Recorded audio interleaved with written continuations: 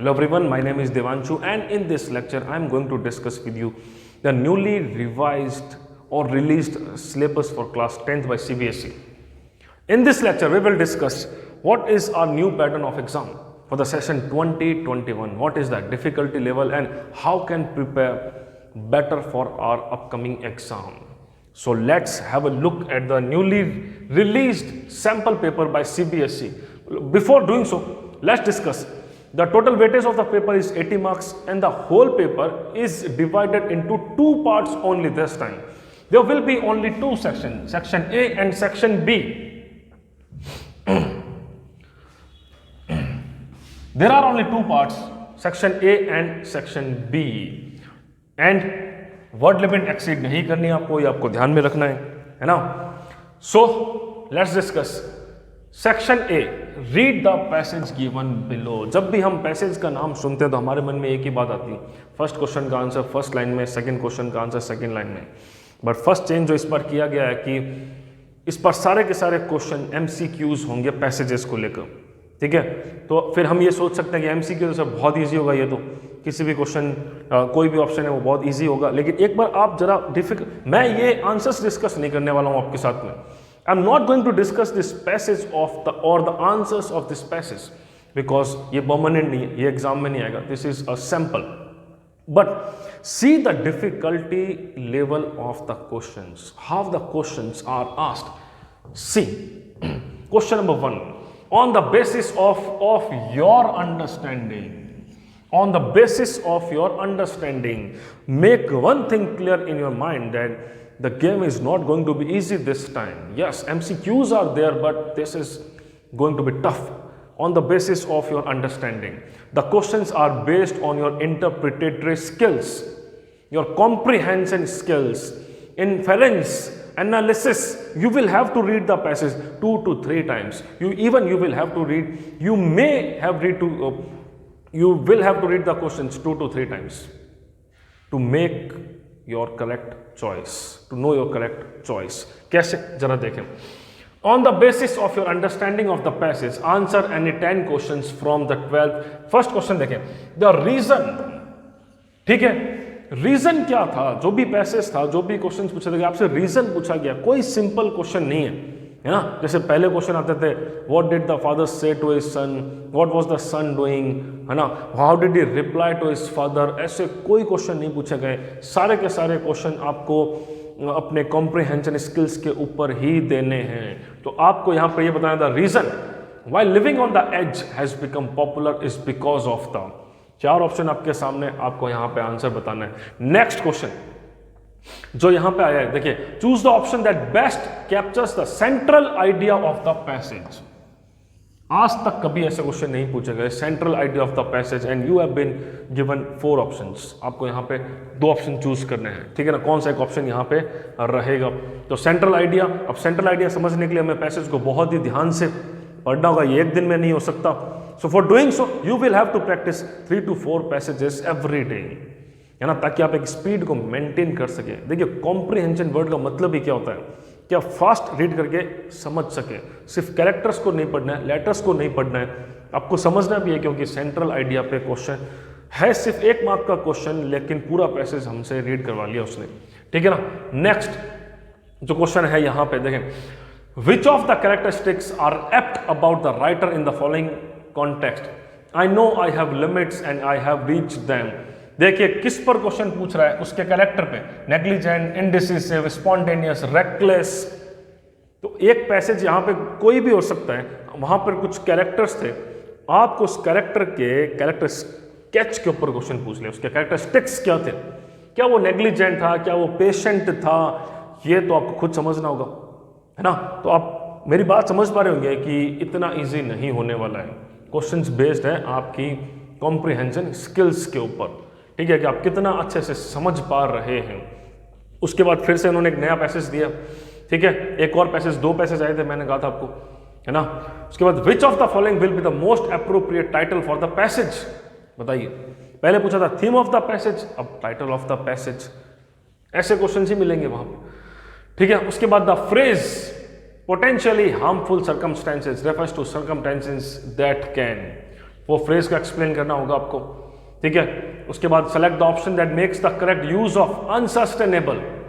तो एक और नई चीज की सिनोनिम्स और एंटोनिम्स और वोकैब पर क्वेश्चन आएंगे, है ना। आपको अपनी वोकैब को बिल्डअप करना होगा, अपनी वोकैब को स्ट्रॉन्ग करना होगा, बहुत सारे सिनोनिम्स और एंटोनिम्स का ध्यान रखना होगा, क्योंकि यहाँ पर एमसीक्यूज के अंदर लगभग 3 to 4 क्वेश्चंस वोकैबुलरी पर ही बेस्ड होंगे, जैसे कि ये वाला क्वेश्चन है। Next, the author attempts to, क्या करने की कोशिश करता है वो आपको यहाँ बताना है। उसके बाद 8 नंबर क्वेश्चन है द ऑथर यूजेस। तो ये सारे क्वेश्चंस आप एक बार देख सकते हैं यहाँ पे। What does the author mean, what does the author mean. अब ऑथर की बात का क्या मतलब वो आप एक्सप्रेस करें, वो आपको बताना है। यहाँ पे 4 ऑप्शंस यहाँ पे दिए हुए हैं आपको, ठीक है। तो सिंपल क्वेश्चंस नहीं थे, बहुत ही अच्छे क्वेश्चंस पूछे। ये 10th क्वेश्चन था। उसके बाद आगे चलते हैं 11th 12th, ठीक है। हमें कोई 10 क्वेश्चन अटेंड करने थे। ये हमारा पैसेज नंबर 2 यहाँ पे, ठीक है।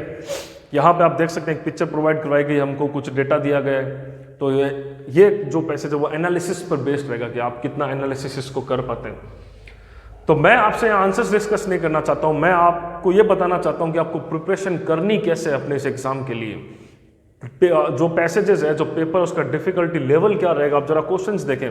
इन the line recognised as the benchmark, the word benchmark does not refer to, does not मतलब एंटोनिम पूछ लिया इस वर्ड का, कि ये किस वर्ड, बेंचमार्क जो है वो किस वर्ड को रेफर नहीं करता यहाँ पे। तो अभी मैंने आपको थोड़ी देर पहले कहा था कि सिनोनिम्स और एंटोनिम्स पे आपको क्वेश्चन पूछेगा, फर्स्ट क्वेश्चन उसी के ऊपर है, ठीक है। नेक्स्ट, तो वोकैबुलरी तो बिल्डअप करनी पड़ेगी। उसके बाद the world tourism organisation of the united nation in an observation shared that, ये सिंपल क्वेश्चन पूछ लिया हम, ठीक है ना। उसके बाद one of the elements that is important to eco tourist on trip is, simple questions यहाँ पे पूछे गए, ठीक है ना। तो ये मेन क्वेश्चंस यहाँ पे इन्होंने बताए जो बेस्ड है आपके कॉम्प्रिहेंशन पे, इंटरप्रिटेशन पे, आपके इन्फेरेंस पे, एनालिसिस पे। According to the survey, one of the most powerful driving forces leading experience eco tourism to invest in new trips was, क्या था। ये आंसर देने के लिए आपको पूरा का पूरा पैसेज बहुत ही ध्यान से पढ़ना होगा। तो रीडिंग सेक्शन को लेकर मैंने आपसे ये डिस्कशन किया है कि देखिए आपको प्रैक्टिस करनी पड़ेगी, बहुत इजी क्वेश्चंस नहीं आएंगे, सिंपल और जो डायलॉग की फॉर्म में होते हैं। यहाँ पर क्वेश्चन पूछ रहे हैं सिनोनिम्स पे, एंटोनिम्स पे, है ना। आपकी किसी भी वर्ड को लेकर आपकी समझ क्या है, राइटर क्या सोच रहा है, उसका कैरेक्टर क्या है, कैसा है, वो सब आपको देखना पड़ेगा यहाँ पे। Let's move on to next question. Yes, literature.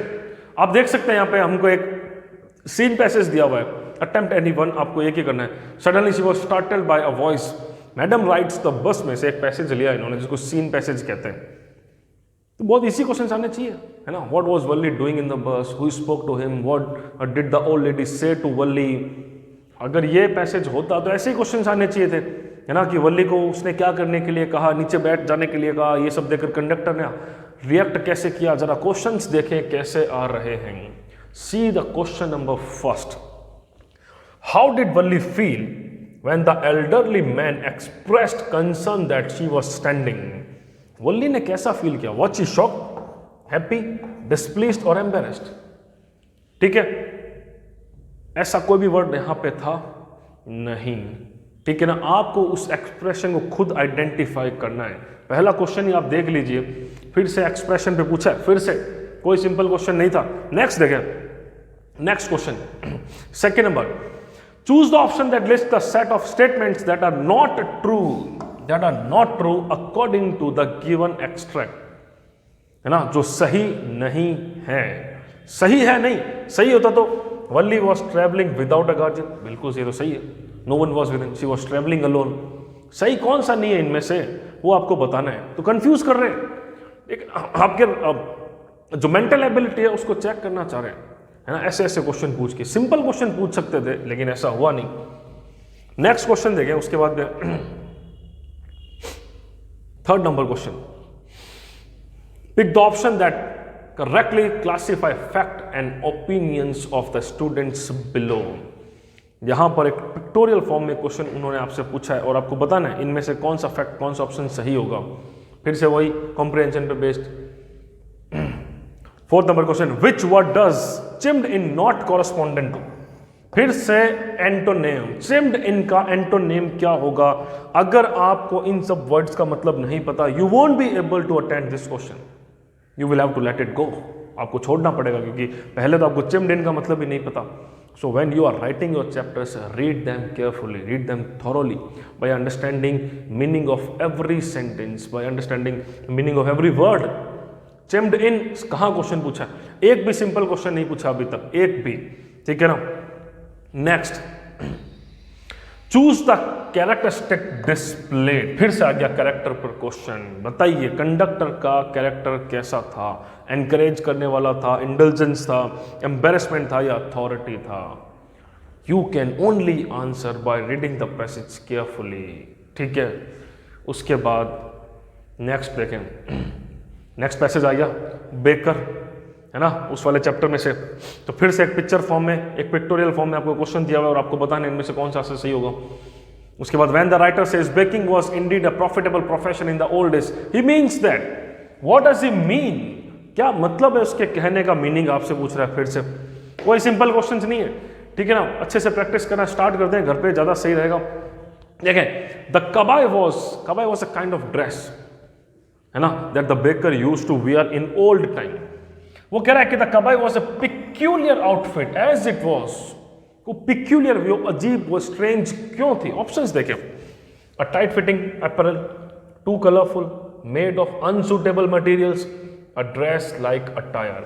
इनमें से एक भी वर्ड यहां बता दीजिए नहीं है. ठीक है ना, लिखा हुआ क्या देखें. It was a single piece long frock reaching down to the knees. बस इतना सा लिखा हुआ है. अब आपको इस लाइन को पढ़ के यहाँ पता लगाना है कि कौन सा ऑप्शन सही होगा. तो उसने आपसे ये नहीं पूछा कि कबाई क्या था, उसने आपसे ये पूछा कि उसको पिक्यूलियर क्यों बोला गया. ठीक है ना, तो फिर से आपको एक अंडरस्टैंडिंग क्रिएट करनी पड़ेगी. आप इस बार इजीली नहीं ले सकते हैं पेपर को. ठीक है, मेरा मेन पर्पस आपके साथ इस सैम्पल पेपर के आंसर्स डिस्कस करना नहीं है, वो आप ऑनलाइन या CBSE की साइट से भी डाउनलोड कर सकते हैं. My main purpose is to make you understand that what is going to happen and how we can prepare for our upcoming exam. What efforts are needed. आप देख ही सकते हैं कैसे क्वेश्चन पूछ रहे हैं. ठीक है ना. नेक्स्ट, फिर से देखिए, the extract uses the phrase invites. ठीक है, which of the following expressions is incorrect with. ये फिर से वोकैब पर क्वेश्चन आ गया. फिर से आपकी वोकैब पावर चेक करना चाहता है. हम इनवाइट ट्रबल बोलते हैं, इनवाइट एप्लीकेशन, इनवाइट गेस्ट, लेकिन इनवाइट प्रेयर कभी भी नहीं बोलते हैं, because prayers are performed not invite. ठीक है ना, तो ये गलत हो गया. तो उसने आपकी वोकैब पावर को चेक किया यहाँ पे. ठीक है, तो वो आपको बताना है कि यहाँ पे कौन सा ऑप्शन गलत है. तो option number B is wrong. Next, फिर से आ गया extract, and this extract is from poem. और इसके क्वेश्चंस को रिवील करने से पहले मैं आपको बता दूं, एक राइम स्कीम पे क्वेश्चन पूछेगा, पोएटिक डिवाइसेस पे क्वेश्चन पूछेगा, किसी भी फ्रेज को एक्सप्रेस करने के लिए कहेगा, किसी भी फ्रेज को, है ना. जैसे कोई भी क्वेश्चन यहां से ले सकता है ना. जैसे कि विद इज ब्रिलियंट आइज, क्या देगा? With his brilliant eyes express और explain this phrase. What does the phrase with his brilliant eyes express here? क्या एक्सप्रेस कर रहा है मैं, बताइए. अब जरा क्वेश्चंस देखिए. फर्स्ट क्वेश्चन यहां पे, first question, the fact that the tiger is stalking the length of his cage tells us. फिर से पूछ लिया आपको, मैंने अभी आपको कहा था, वो आपको एक्सप्रेशन इस, अब वो कह रहा है इसको एक्सप्रेस करें. What does this line mean? क्या मतलब है? Is he feeling restless, reckless, resilient और रेवरेंट? कैसा फील कर रहा है वो? पूरी पोएम को पढ़ के ही आप यहां बता सकते हैं. ठीक है, next question number 2, what is the rhyme scheme? अभी मैंने आपको कहा था कि राइम स्कीम पे क्वेश्चन जरूर पूछेगा. आइए राइम स्कीम पे हम आंसर्स नहीं डिस्कस करेंगे. ठीक है ना. These stanzas bring out the contrast between. Contrast word का अगर आपको मतलब नहीं पता, आप आंसर नहीं दे सकते. किन दो चीजों में कॉन्ट्रास्ट है? Freedom and captivity. ठीक है ना. The tiger wants to be free, लेकिन उसको केज किया हुआ यहाँ पे. नेक्स्ट, तो ये भी इस पोएम की थीम पर ही क्वेश्चन था. ये जो पोएम थी, है ना, ये इसका थीम क्या मेन, वही तो क्वेश्चन पूछा था. सिंपल क्वेश्चन नहीं पूछ रहा बिल्कुल भी, है ना. उसके बाद what is the caged tiger not likely to say, not likely, वो क्या नहीं कह सकता if he will be able to speak, वो ये कहता है स्टॉप स्टेयरिंग, मुझे घूरो मत, या ना मुझे आज़ाद कर दो या यहाँ से चले जाओ, लेकिन वो ये तो नहीं कह सकता था ना कभी कि मुझे ज्वाइन कर लो यहाँ पे, तो नॉट लाइकली टू से। इतना इजी नहीं था, इस क्वेश्चन को पढ़कर समझना बहुत जरूरी था जो कहना क्या चाह रहा है यहाँ पे। नेक्स्ट, उसके बाद मेन आइडिया हम समझ चुके हैं। बॉल पोयम में से एक स्टैंजा पूछा गया यहाँ पे। क्वेश्चन देखें, the poet uses the ball as a symbol of, ball को एज ए सिंबल यूज किया गया है, क्या बताना चाह रहा है वो यहाँ पे, है ना। क्वेश्चन नंबर सेकंड देखें, the poet feels that there is no point consoling the boy as it is no use of consoling, लड़के को समझाने से, सांत्वना देने का कोई फायदा नहीं, that is the main theme of the poem.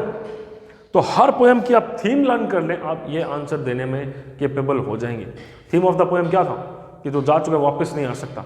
We will have to learn to bear the loss, हमें सीखना पड़ेगा कि जो नुकसान हो गया है वो हो गया, it can not be reverted back, कभी इसको चेंज नहीं कर सकते हम।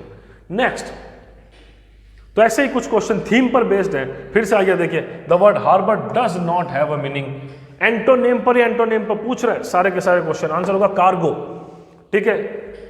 Next, merrily over, there it is in the water, the dash here is meant to convey, dash यहां पर क्यों आया है, क्या बताना चाह रहा है यहाँ पे, ऐसे ऐसे क्वेश्चन पूछ रहे हैं। तो आप तो जरा डिफिकल्टी लेवल समझे अपने पेपर का कैसा रहेगा।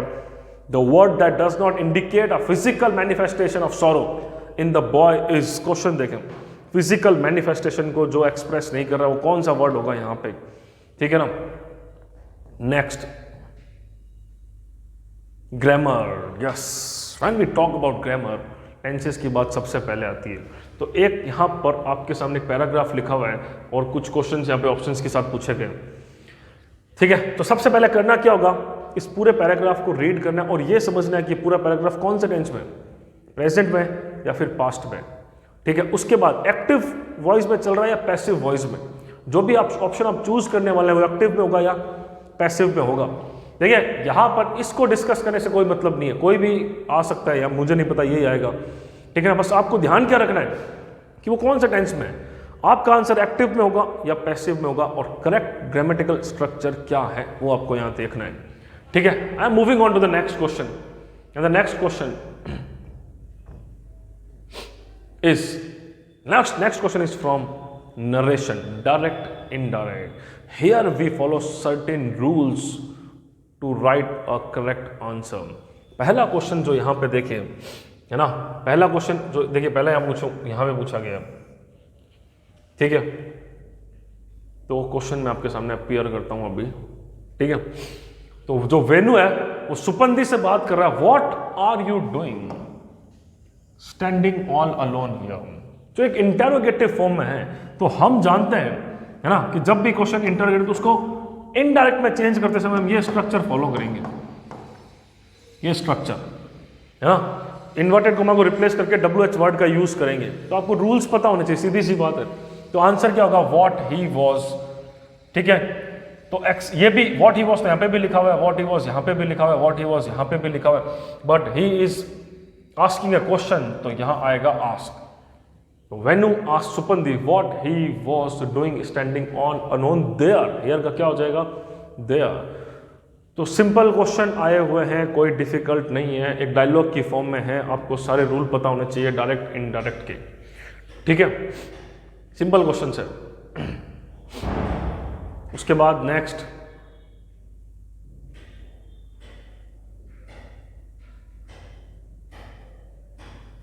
मॉडल्स पे, ये देखिए ये सारे क्वेश्चंस मॉडल्स पे, मस्ट विल कुड में, रूल्स पता होने चाहिए आपको। Simple, attempt any one of the following in 100 to 120 words. आपको 10 से 12 लाइन में ये आंसर लिखना है और 5 मार्क्स में, लॉन्ग आंसर टाइप, ठीक है ना। तो सबसे पहले ये एक लेटर है, ऑफिशियल लेटर, ठीक है ना, जो हम write a letter to the SHO। What is the format of this letter, 5 marks का है ना, तो इसको ब्रेक कर लेते हैं, 1 + 2 + 2, 1 mark for format, 2 mark for expression and 2 marks for your grammatical accuracy, है ना। जब भी देखिए आप फॉर्मल लेटर लिख रहे हैं तो जो मेन कंटेंट है, मेन बॉडी, उसको पैराग्राफ्स में डिवाइड करना है आपको। फर्स्ट पैराग्राफ में आप खुद को आइडेंटिफाई करेंगे, प्रॉब्लम को आइडेंटिफाई करेंगे. In the second paragraph we will talk about the information और detail of the problem. Why are you writing that letter? In the last paragraph we will make conclusions कि हम क्या चाहते हैं from authorities, हम क्या चाहते हैं वो हम यहाँ पे बताएंगे. तो ऑप्शन रहेगा आपके लिए यहाँ पे, ठीक है. आप एक जो लेटर लिख रहे हैं सोचो, वहाँ पे एक ऑप्शन रहेगा. दूसरा जो क्वेश्चन आया है वो बिजनेस लेटर में है. Business letter, write a letter to book heaven store, है ना. You have placed order for some books and you want the books to be delivered at your home. तो वो कह रहा है कि आप रीजन भी बताइए, है ना, कि आप बुक्स घर क्यों मंगवाना चाहते हैं, आप खुद आके क्यों नहीं ले सकते. तो सिंपल आपको यहाँ पे प्रॉब्लम्स बतानी है कि क्या दिक्कत है, आप क्यों नहीं आ सकते. सिंपल फॉर्मेट रहेगा. Next, any one of the following in 120 words. एक पैराग्राफ लिखना है आपको. Analysing, most important word, analysing the given data. कौन सा डेटा, ये जरा देखें. यस, एक बार ग्राफ आपको दिया हुआ है ना. This bar graph is between the number of sales, devices sold and year. Smartphones and computers, there is a comparison between smartphones and computers. तो 2015 में देखिए, सबसे पहले आपको इस पिक्चर को समझना होगा, आपको इस ग्राफ को समझना होगा कि क्या हुआ क्या था. 2015 में कितनी सेल हुई, यहाँ पे देखिए कंप्यूटर्स की और स्मार्टफोन्स की. तो एनालिसिस कैसे करते हैं आप, एक चीज देखें. यहाँ पे जो स्मार्टफोन की सेल वो इंक्रीज होती जा रही है, यहाँ पे ये देखें, लेकिन फिर यहाँ पे थोड़ा सा डिक्रीज और उसके बाद मिरेकुलसली इट इंक्रीज्ड. ठीक है. कंप्यूटर की सेल देखें, कंप्यूटर की सेल यहाँ इंक्रीज हुई, फिर और इंक्रीज हुई और उसके बाद फॉल देखें कितना बड़ा आया. तो ये क्या, आप एनालिसिस ही तो कर रहे हैं, आप इसको समझ ही रहे हैं कि कौन से ईयर में एटलीस्ट 4 यहाँ पर आपको पैटर्न बताने, एटलीस्ट 4 पैटर्न. 4 पैटर्न कैसे, 2015 to 16 में क्या हुआ, 16 to 17 में क्या हुआ, उसके बाद क्या हुआ, कैसे हुआ. ठीक है ना. एक पैराग्राफ लिखना है आपको सिर्फ इस पिक्चर को देख के.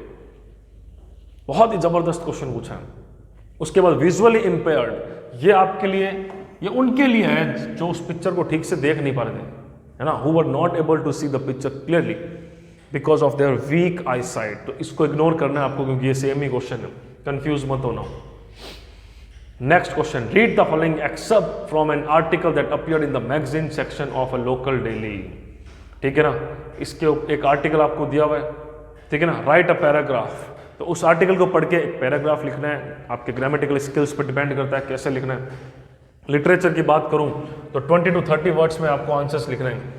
फिर से ये इंपॉर्टेंट नहीं है कि 20 to 30 वर्ड्स में या नंबर ऑफ क्वेश्चंस कितने हैं, क्वेश्चंस पूछे कैसे जा रहे हैं, उनका डिफिकल्टी लेवल क्या है, वो जरा देख लीजिए एक बार फिर से. How did Peggy justify. Examiner एक मेन बेसिक आइडिया पे काम कर रहा है. वो क्वेश्चन आपसे ये पूछ रहे हैं, are you able to identify the main idea of the chapter, are you able to identify the character और कैरेक्टरिस्टिक्स ऑफ अ कैरेक्टर. क्या आप उसको समझ पा रहे हैं, what kind of person is he. और देख लीजिए यहाँ पे पैगी का जस्टिफिकेशन आपसे पूछ रहा है ना, कि पैगी ने जस्टिफाई कैसे किया अपने क्रूअल बिहेवियर को टुवर्ड्स वेंडा. उसके बाद describe how Custard's reaction was different from that of others. Custard का रिएक्शन दूसरों से कैसे अलग था, है ना. ही गॉबल्ड दैट पायरेट, है ना. और जब बाकी थे, all the other friends hid themselves, अपने आप को छुपा लिया उन्होंने, बट कस्टर्ड शो ब्रेवरी. ठीक है ना. Next question, why did Oliver who according to Nelson Mandela is a courageous man. ठीक है ना. ऑलिवर लुटकिंस की मदर क्यों हंसी उनको भगाते समय. What is important for Mrs. Pomfret to be a little cruel in order to be kind towards Tricky. List anyone. ये देख लीजिए फिर क्या आ गया. Characteristic of Bholi's teacher, है ना. First day, how did the teacher behave with Bholi? She was very kind with her. She encouraged her to speak. तो वो उसके characteristics की कुछ बातें हम यहाँ पे करेंगे. Characteristics आपको किसी का नहीं छोड़ना है, उसी पर ही क्वेश्चन आ रहे हैं. उसके बाद 40 to 50 वर्ड्स यहाँ पे. ठीक है ना. Annie writes that it was fortunate that mister K Singh took the joke the right way. Why does he feel so, उसने ऐसा क्यों फील किया. The use of symbolism. देखिए अगर हम कोई पोएम रीड कर रहे हैं, फायर एंड आइस, तो उसने 2 वर्ड ही क्यों यूज किया, fire and ice. This is the main theme of the poem, fire represent desire and eyes represent hatred, तो सिंबलिज्म का यूज किया, तो एक्सप्लेन करें क्यों उन्होंने ऐसा किया। फिर आ गया देखिए, justify the poets allusion to Rapunzel in Amanda, Rapunzel in Amanda, है ना। तो अमेंडा Rapunzel की तरह क्यों होना चाहती थी, लेकिन उसने ऐसा भी कहा था, है ना, that Rapunzel lived with a witch who controlled her life, but Amanda did not want to be treated like this, है ना। उसने कहा था कि मैं कभी अपने बाल नहीं लटकाऊंगी किसी प्रिंस के लिए, because I want to live my life peacefully and alone. तो फिर से मेन थीम पे क्वेश्चन पूछा यहाँ पे कि उसने ऐसा क्यों कहा। Then Griffin's brilliance as a man of science fades before his darker traits. Why do you think Mr. Werer was pleased that Richard applied not only what Madame Frostier exclaimed in astonishment when she saw Matilda? ये कुछ chapter based question थे, यहाँ पे इसने घुमाया नहीं इतना, ये कुछ इजी क्वेश्चंस थे, लेकिन आप चैप्टर आप पढ़ेंगे तो आपको इनके आंसर्स पता चल जाएंगे। तो ये इजी क्वेश्चंस थे, यहाँ पे एक राहत की बात ये है, वी कैन रिलैक्स। उसके बाद आ गया फिर लॉन्ग आंसर टाइप, जरा क्वेश्चन देखें एक बार। इमेजिन योरसेल्फ, मतलब he wants you to keep yourself in the boots of Natalia and Ivan. Imagine yourself, है ना, हाइपोथेटिकल सिचुएशन दे रहा है आपको और आपको एक आंसर यहाँ पे लिखना होगा, या फिर ऑप्शन में एक दूसरा दिया हुआ है, read the extracts given below and comment on the difference in the nature of help both the characters get. ठीक है ना, फिर से एक कंप्लीटली कॉम्प्रिहेंशन पर बेस्ड। देखिए, द ब्लैक एरोप्लेन के अंदर उसकी हेल्प किसने की थी, पायलट के एक्सपीरियंस ने, जबकि लेंचो की हेल्प किसने की थी, है ना, Lencho was a very innocent farmer, he believed in God completely. दोनों को हेल्प मिली, दोनों को हेल्प मिली। पायलट को किससे मिली, अपने एक्सपीरियंस से। क्या लेंचो को गॉड हेल्प, जो हेल्प है वो गॉड से मिली थी क्या, नहीं, इट वॉज हिज बिलीव। ठीक है ना, तो फिर से वो आपको चाहता है कि आपको क्या लगता है क्या हुआ था। उसने हमसे नहीं पूछा कि लेंचो की हेल्प किसने की, आपको क्या लगता है क्या हुआ ऐसा। तो बहुत ही जबरदस्त क्वेश्चन, कॉम्प्रिहेंशन पे बेस्ड, है ना। उसके बाद Hari Singh says he knew it but neither his lips, फिर से एक लाइन को एक्सप्रेस करने के लिए कह दिया आपको, फिर से वही चीज हो गई। ठीक है ना, Anil successfully address the situation by not addressing it at all. Elaborate based on your reading, based on your reading की बात कर रहा है। ठीक है ना, बेस्ड ऑन योर रीडिंग, तो बेस्ड ऑन योर अंडरस्टैंडिंग, वही बात आ गई वापस यहाँ पे। रीड द फॉलोइंग कोट, एक कोट दिया अपने मन से और क्या बोला, Bholi's evolution from a dumb cow to a masterpiece, support the given quote, justify, है ना, we have to narrate, we have to explain this line by using this quote. तो सारा का सारा काम हमसे ही करवाया है। ठीक है ना, अगर आप ये सोच रहे हैं कि मैं किसी रिफ्रेशर से, किसी बुक से कोई आंसर लर्न करके जा रहा हूँ, सेम वही क्वेश्चंस वहाँ पे आएंगे, बिल्कुल भी ऐसा नहीं है। पूरा पेपर जस्टिफिकेशन पे, आपके अंडरस्टैंडिंग पे, कॉम्प्रिहेंशन पर बेस्ड है पूरा का पूरा पेपर। ठीक है ना, तो वही चीज़ आपको यहाँ पर ध्यान रखनी है कि ये सब कैसे हो रहा है। पेपर की थोड़ी सी अच्छे से प्रिपरेशन करें। अब read passages, read main theme of the poems, what is the rhyme scheme, poetic devices कौन कौन सी है, ग्रामर की प्रैक्टिस करें। ठीक है, then that's it. So this was a discussion about our paper, है ना, for the session 2021. I tried my best to make you understand how you can prepare for your upcoming exams. Thank you so much. I wish you best of luck. Thanks a lot.